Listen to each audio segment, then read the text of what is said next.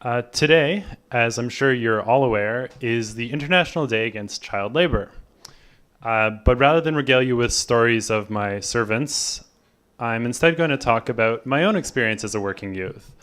This is from my early teenage years, and it's in terms of sort of best ever underage jobs that I've had or that anyone's had. I think this one really fits the bill.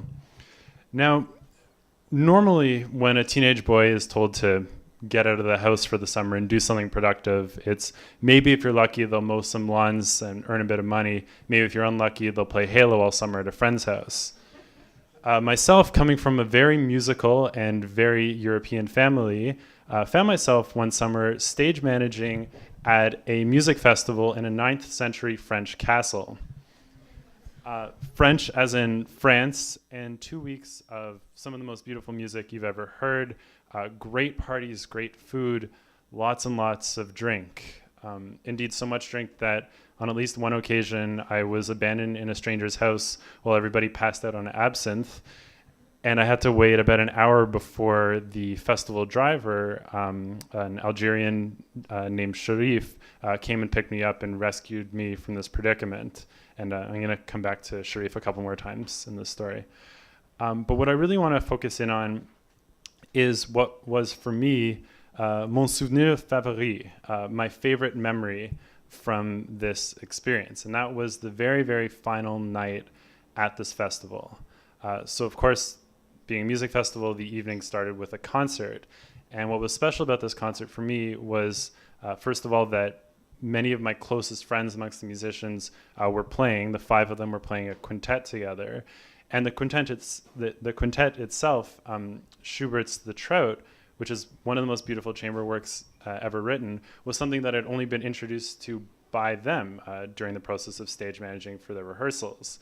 So of course, like the speaker earlier, whenever I hear this piece of music, I'm immediately hit with this memory of sitting there off on the steps of this castle, outside in the courtyard, listening off stage to this wonderful performance by some of my favorite people at that time.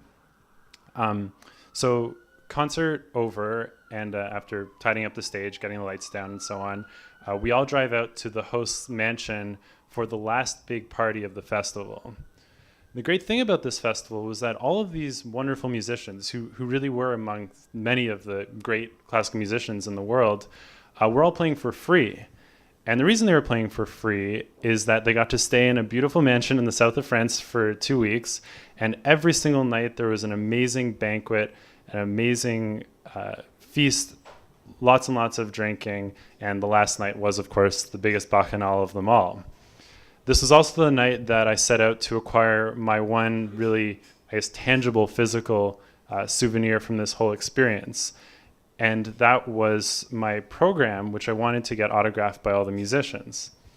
I'm happy to say that over 9 hours of chasing down drunken musicians, sidestepping the scorpions scurrying across the walls, sidestepping the flattering but unwanted advances of the festival homosexuals, I finally did acquire, by 5 o'clock in the morning, one wine-stained autograph program. It was soaked from my dip in the pool at about 4:30. I was caked in whipped cream from my breakfast at just around 5. But I had it, and I still have it at home somewhere in a box. That was about 5 o'clock in the morning. At about 6, I was back in my room packing up for the flight out of there.